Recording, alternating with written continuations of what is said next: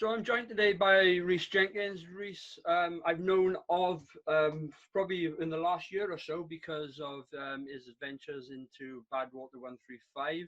But Rhys has got a new sort of challenge coming up, which we'll touch on in a moment. But first things first, Rhys, how are you? I'm not too bad, mate. Thank you for obviously getting me on the show. No Uh, worries at all. No worries.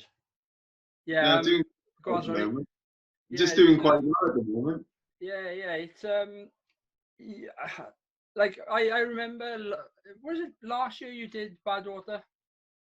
Yes, 2019 was Yeah. my official year of it. And you hit the sort of the main headline news within Wales as well.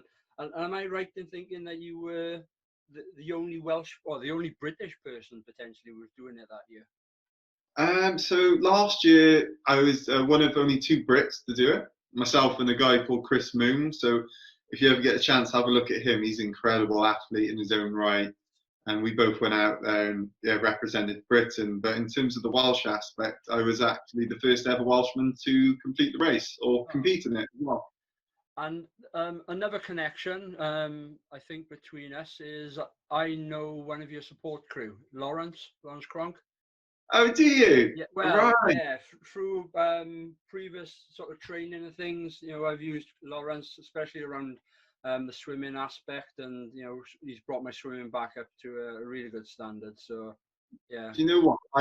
I put so much of what I've done. I literally I don't blame Lawrence for it. I thank him for it because he is the guy that is literally he coaches me. So he's not just my support crew. He's the guy that's been coaching me for about 6 years now, and he's completely changed the way I look at running completely. So he's a very good lad.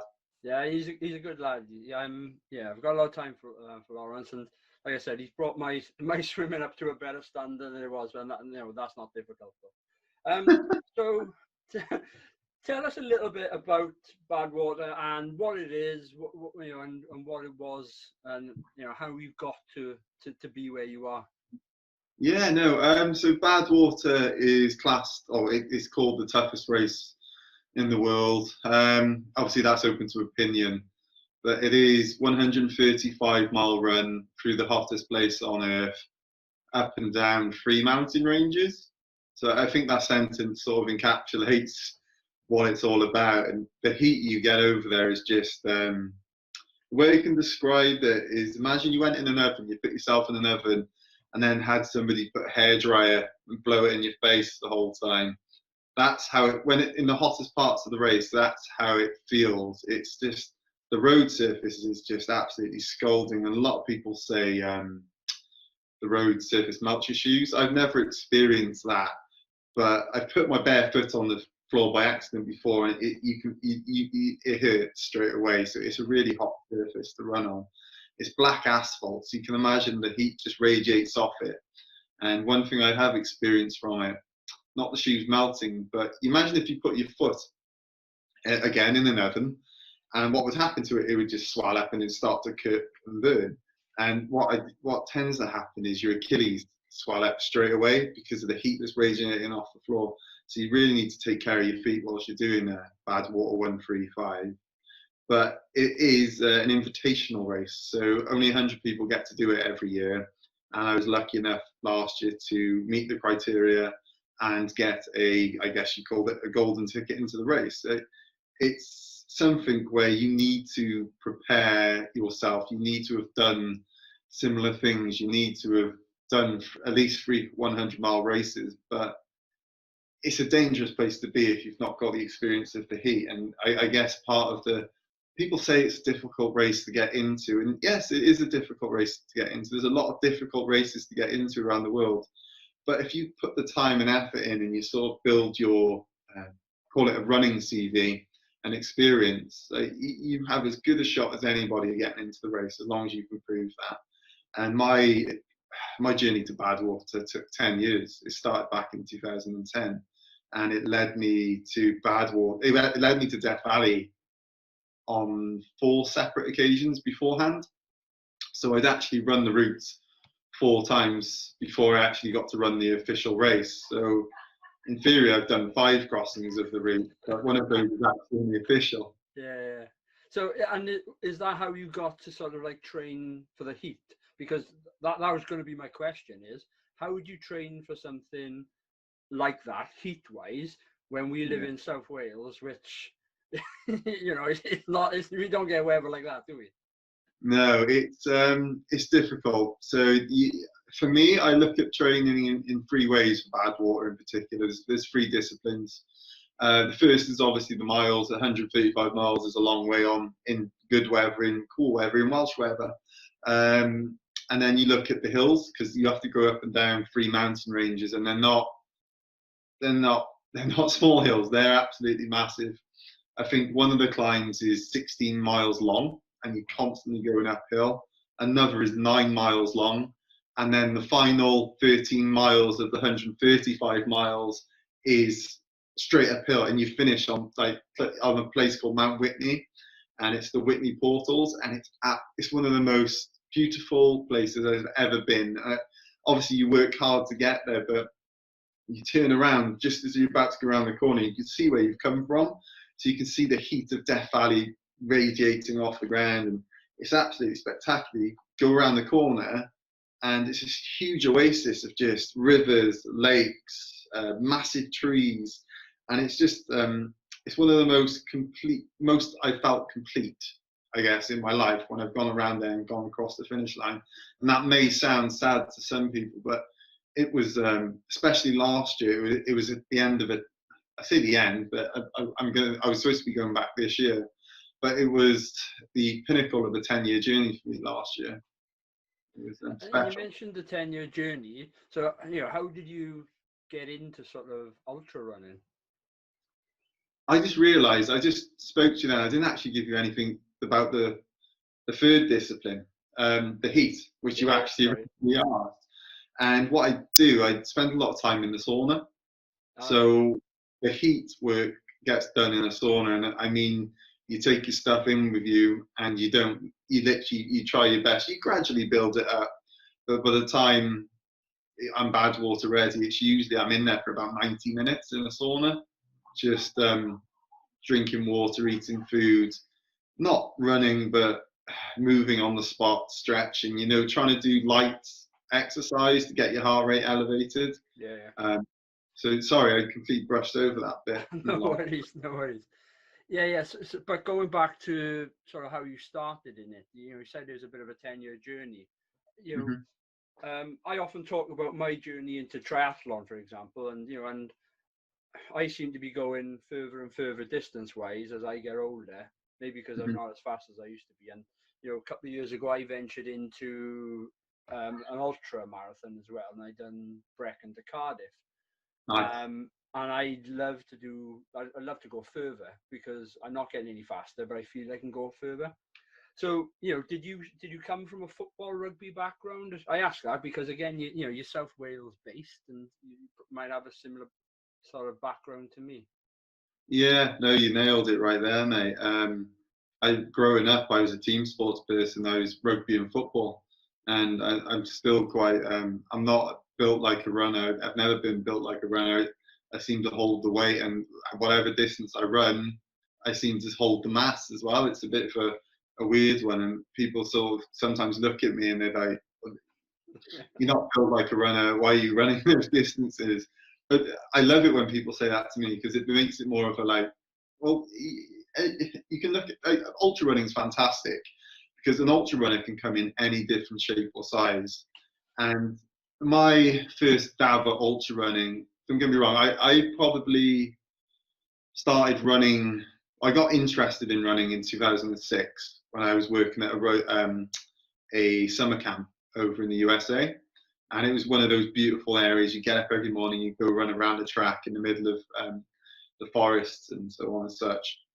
And then it took me, 4 years later, and myself, my brother, my best friend, and another best friend, 2 other best friends, so 5 of us, we actually ran across America. We did a 2,000-mile run from Boston to Austin, and it took us 90 days. And we didn't know what the hell we were doing. We literally we spent more time running it than we did planning it. We didn't really know about recovery at the time. We didn't know what was best, what food we should be putting in our bodies.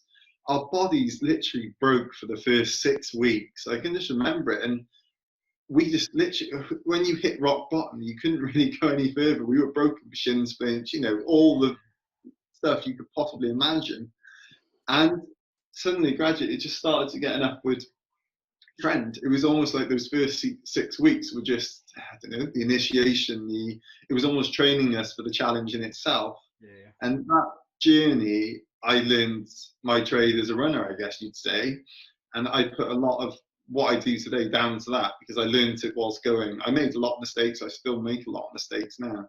But in 2010, whilst we were doing that race, I learned about Badwater.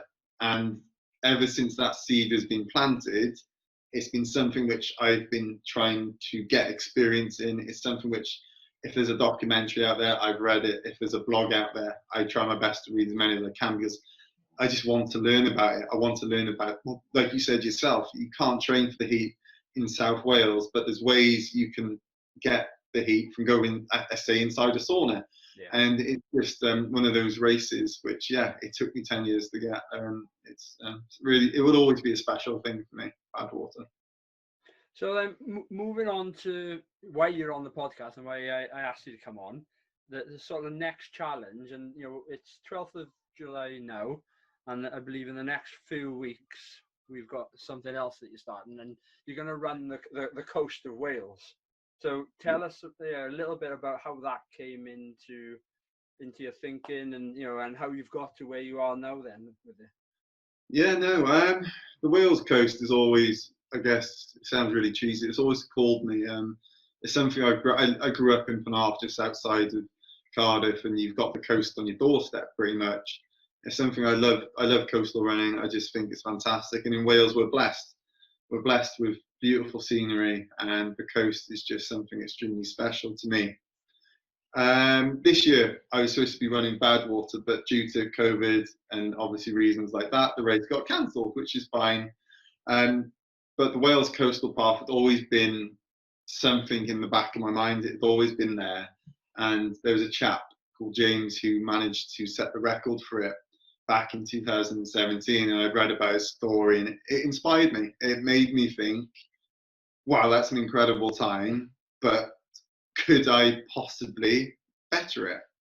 I don't know. I still don't know. That's part of the pull for me. It makes me intrigued, and it also scares me. And usually if it scares me, it makes me want to do it a little bit more, if that makes sense. Yeah. So on July 21st, myself and my wife, we're driving up on the 20th, but on the 21st of July, we'll set off an adventure which will take us the 870 miles along the Wales coast, including Anglesey as well, back to Chepstow. And I'm aiming to do it in 19 days, or 19 and a half days roughly. The current record is 20 days, 20 and a half days, and maybe a little bit of change on top. So my aim is to do that. It would be great if I can, but if I don't, I still get the amazing adventure of doing the Wales Coastal Path, and it's something, being a Welsh lad, and like you said yourself, we love Wales. It's just something which I think it's amazing. Ever since I've sort of said I'm doing this challenge, the people that have messaged me saying that it's always been a bucket list item to them. Yeah. So it's highlighting again that this is on our doorstep. People can go and do it. You don't have to be an incredible person to go and do this race. You know, it's there for everybody. It's free. You can literally just create your own challenge and just go out there. And if one thing I've learned this year is that events, obviously due to COVID, have been cancelled. But I think that's a good opportunity for people to go out there and create their own challenges, and you know, push the boundaries in their own comfortable, in whichever way they want to do it, really. So for me, the Wales coast is my challenge for this year. It's something which I'm attaching to charity. So I'm fundraising for 3 amazing charities in the CF Warriors, the NSPCC, and Maggie's Cardiff, which is a cancer charity. Yeah. And they're all they've been picked individually because they all represent somebody in my life, and there's always going to be that connection for me. And one thing I always do during these challenges is try to connect it to charity, because when the going gets tough or when you feel like giving up, you try your best to think about why you're out there. And all right, I'm out there for the adventure, but also if I've got that reason for charity, it means you just suck it up and you get on with it and you go through the difficult times. It's just one thing I've learned over, or since starting my journey into running, is you get a different layer of grit. You can put up with more, excuse the French, shit, basically, and you just sort of learn to deal with it, cope with it. And yourself, you've obviously gone through the journey so far, and now you're saying you want to go further. I think that's down to your experience, and you've probably gone through some rough times yourself. And it's just one of those things. I think it's a gradual progression. Yeah, and I think for me, and I don't know if it's similar for yourself, but it's you complete the challenge, and then you're always looking for what's next. And that's not to say that you're belittling what you've just achieved, but there's, for me, there's always got to be a focus. There's always got to be a goal to work towards, and whether that is, and I always say this on the channel, it's relative to who you are and where you are in your life. And it doesn't matter if it's a 5K run or a 135K ultramarathon across Death Valley. It's relative to where you are and where you're going in life. And there are people out there that will always try and strive and go further and faster as a community, or try and beat someone within the community. But there's also the people who are trying to do it for themselves and trying to achieve it that way as well. But you've mentioned already around sort of like the mental aspect of it, and it's key. You've got to be in the right frame of mind to prepare yourself properly, to give yourself the best possible situation. And I can't remember who I was on a podcast recently and talking about this, and the key for me is all in the prep. And if you get your prep right, and prep as in your training and the sort of logistics on the day or what have you, it takes one less thing away for you to worry about. So if you've done your training and you know that you can do that distance, the day itself should be the pinnacle and it should be the bit you enjoy. But the problem you have is that you are going further and longer than probably you may have done in a long time. So when was it? 2018. I guess you could call it a dummy run. It wasn't. It was just a challenge that myself and Rusty, one of my best friends, just wanted to do. And we ran 24 marathons in 24 days, and we got it done. I managed to keep up a full-time job whilst doing that as well. So well done. For me, I think I have it in my tank. I don't know if I do, but I'm going to give it a good crack. The way I'm looking at it is it's 19 ultras. It's not 870 miles. It's going out there and running for, 10 to 12 hours a day, resting for 10 to 12 hours a day. It's a balance. I'm going to get that rest at the end of the day. Whereas something like Badwater, it's non-stop. Clock starts, you get to the end, whatever. You don't sleep really.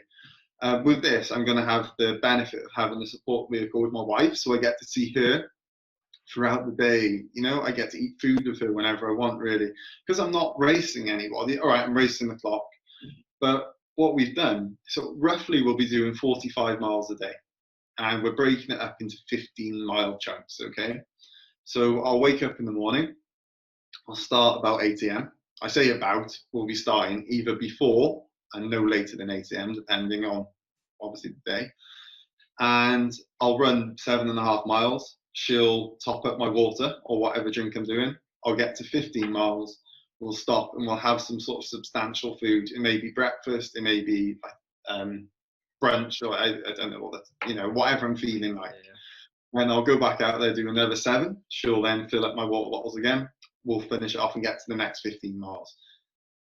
I'll eat some more food. We'll have a bit of a lunch break or an afternoon break. That leaves me then with only 15 miles to go. So I'm seeing it as like 6 checkpoints throughout the day where I get to see my wife, I get to see her, I get to fill up, I get to eat. So yes, the 19 days are there, the 870 miles are there, but for me, it's a day-to-day basis, and that day is broken up into manageable chunks. And I think that makes it more easy to comprehend. And you can go out and run 7 miles. So as long as I've got the fuel in me, which is probably part of the battle, because I think I'll be burning a lot of calories throughout the day. But then obviously I should be taking on about 3,000 calories a day as well. So I'm going to be in deficit every day. So I just need to make sure what's going in my body is useful stuff, if that makes sense, not just junk. And then you talk about your wife will be there along the journey. What are you doing from regards to accommodation? Like, you in a van, or are you camping, or are you hoteling? So we had some connection issues, but we're back online. Rhys, I was asking you about your logistical sort of planning and things, and how you're gonna sort of where you're staying, where your accommodation is going to be, or what's your plan? No, so I've been blessed with the accommodation side of things. So a company called Nathaniel Cars, I'm giving them a shout out now because they've been so generous. They are lending me a VW camper for a month. Brilliant. They're literally taking care of everything for me, and it's something which will be I'm going to live out of it for the 19 days. Basically, it's going to be where I eat, where I sleep, where I get changed, where I have a wet wipe shower, should we call it? It's one of those things which, without that, I'd be up shit creek without paddle. Basically, it gives me the flexibility because when I'm done at the end of every day, I can just stop and we can just jump in the van and either sleep, within a close proximity of where I finished that day, and then wake up the next day, get my shoes on, and just go again. Because imagine if we had a tent or a hotel, you tend to waste an hour getting there, getting into the room, and then in the morning you tend to waste an hour checking out and getting to where you start finish the night before. So by doing that, we're saving ourselves plenty of time already. But it has like a cooker and a camper, so we can actually cook our food there and then. So Keris, my wife, who's going to be my main crew captain, should we call her, will be dealing with all the food, the nutrition, shopping, cleaning the clothes. She's got a more stressful job than me because I'm just putting one foot in front of the other, where she's trying to look after my life whilst keeping me going, keeping her going. It's a difficult challenge for the support crew, but hats off to any support crew, because I do a charity bike ride every year with a group of guys from Cardiff, and it's a bit of a piss take, and it's basically boys on bikes having beers. But we cycle close to 300 miles over 3 days every year, so it's a fair challenge. But our support crew gets so much stick off us for not being in the right place at the right time, and it's normally because they're in Tesco buying food for the day, or they're looking for somewhere to fill up the water. But they get so much grief from the rest of the group, and they've got some close to 20 riders to try and to help out. And if they're not in that particular lay-by that they said they were going to be at this time, they get grief. But hats off to anyone who adds support crew to their CV, so to speak. They are the unsung heroes in all of this, genuinely. I've got a lot of good friends and family members who have been through, I don't know, they've been through Death Valley with me. They've been across Iceland with me. They've been across America with me, and they're there for you. And it means, it just shows you the connection you have with some people. And they are my best friends. They are the people you trust your life with, basically, because they're the ones that, don't get me wrong, when you're 100 miles into a 135-mile race, you lose functions. You don't really think straight. You don't know what you've eaten. You don't know what you should be eating. And they are literally just taking care of you to keep you moving forward. And it's quite inspirational, really, that people do that. So yeah, big shout out to crew members. Yeah, well, I did an ultra not last year, the year before, and it was 43 miles. And the first part of it was advised to wear trail running shoes, And for the second part, it was advised to wear normal road running shoes. And I tell you what, I was so happy to see the support crew at whatever it was. Maybe it was like 23 miles or what have you. And to have that moment to put on new socks and new running shoes, or not new, but fresh running shoes, it was amazing, absolutely amazing. But the other No, thing I was going to mention is family, because you got your wife out helping out in this, and I couldn't do what we do, and you do a lot more than me. But like when I'm training for Ironman and things like that, I couldn't do that without the support of my wife and her understanding that actually I'm not going to see Andrew for 5 hours today because he's going out on the bike and he's going to ride 80 to 100 miles. yeah, with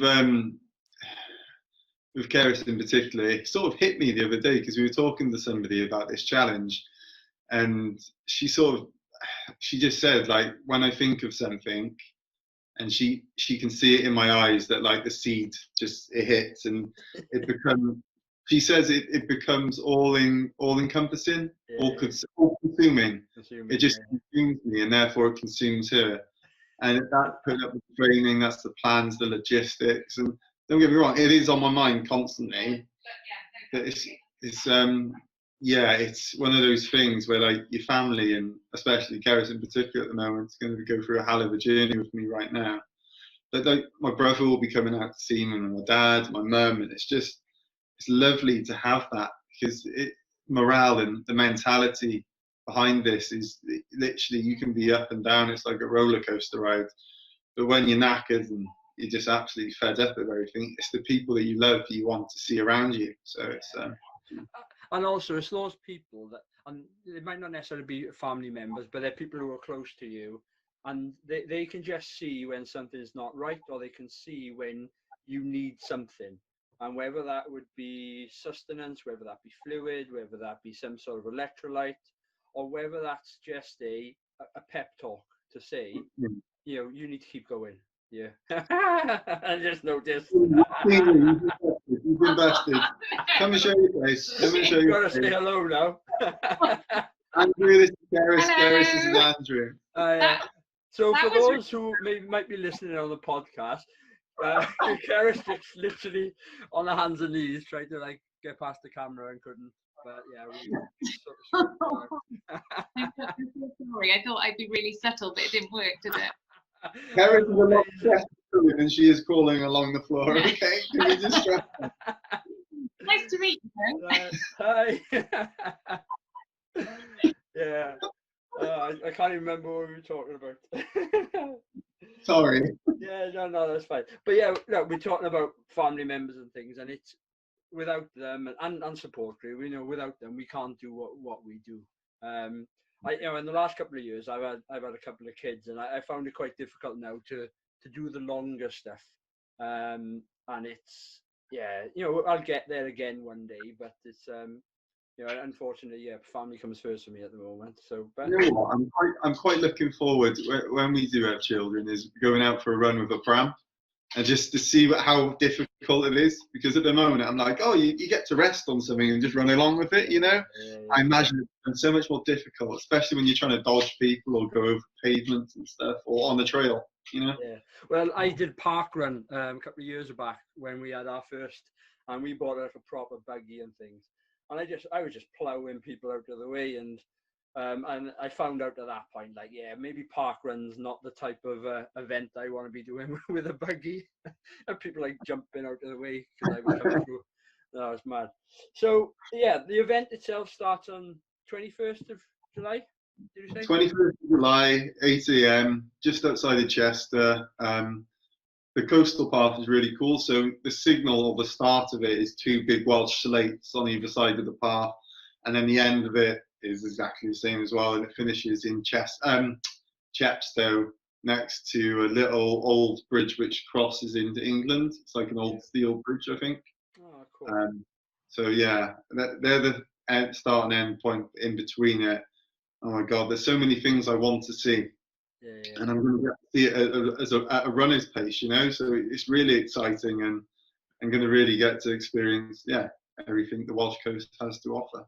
No, it's beautiful.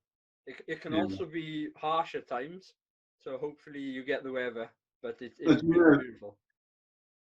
I think day 11 will be the hardest. Written down on paper, day 11 should be the most difficult day because it's 47 miles and it's 8,000 feet of climbing. Mm. So that will be the make or break day, I guess. But obviously, I've got 10 days to get through before I even get to that. So, you know what? I could get there and I could be feeling really strong, or I could be getting there and absolutely hating life. But it's part of the challenge. It's why I'm doing it. So. And then I think. So, are you asking? I'm assuming you're going to be putting out on social media how it's going and things. Will you have people running with you? Yeah, so with the sort of because I'm going for a record, I want to be able to track it. Yeah. So I'm actually doing 4 forms of tracking. So I'm actually hiring a little black box which will sit on me the whole time.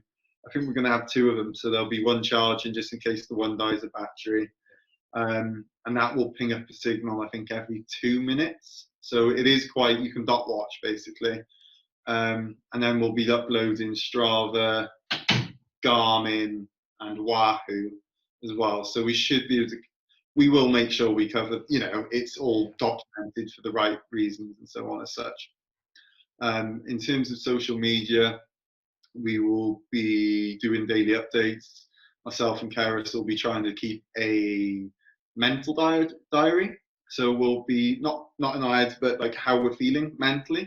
Yeah. Because we've been lucky enough to be supported by good friends and really exceptional documentary makers who are actually coming out to film the whole of the run. So eventually, a few months after we finish the run, there'll be a documentary showing everybody how it actually went down. Oh, brilliant. And again, I've been blessed to have good friends and a good sponsor in Rokman who have actually organised this. And they've managed to get a team of, I'll name them because they deserve to be named, Terry, Nick, Kathy and Dave, who will be the ones behind the camera trying to keep up with me on the trail. And we know Kathy because we interviewed her a couple of weeks back on the podcast to talk about duathlon. And she's a hell of an athlete in her own right, isn't she? Yeah, no, she is. And her journey into the sport has been, well, duathlon area, it's been relatively short. So to get to the level she's got to so quickly, it is no mean feat. So yeah, no, looking forward to that. I'm hoping the camera slows her down. Yeah, no, she's got a fair pace now. And interestingly enough, a couple of years ago, no, last year actually, I did the Mumbles duathlon, and Kathy did it, and that's how I came to know of Kathy, because it was a looped course, and I kept seeing her at the same place, and I kept thinking, look at this athlete, she's a machine, look how fresh she looks, and she kept ploughing past and every time while I'm dying to death on but anyway, like I said, she's a hell of an athlete. She's doing well. So Rhys, we'll knock it on the head there. It's lovely to have you on. Please let us know from a social media point of view how it's going. Tag us into things and we can share what's happening. With regards to this episode, let us know any links, any sponsors that you've got, and we've put them into our description to make sure we promote it as much as possible. And after it's all done, if you want to come back on and have a chat, that would be absolutely brilliant. I'd love to, mate, 100%. And then hopefully when all this brushes over, we can actually meet in person. You should come out and run. Well, yeah, definitely. I think I messaged when I was talking to you over the messenger and things. I would love to join you for some of it, but unfortunately, I think injury is going to stop me getting out and running at this point. But depending on when you hit Cardiff area, we'll definitely come and support you. Oh, thank you, mate, and obviously thank you again for having me on. It's really fantastic of you. No worries. Right, thanks very much. We'll speak to you soon. Go on, mate. Bye.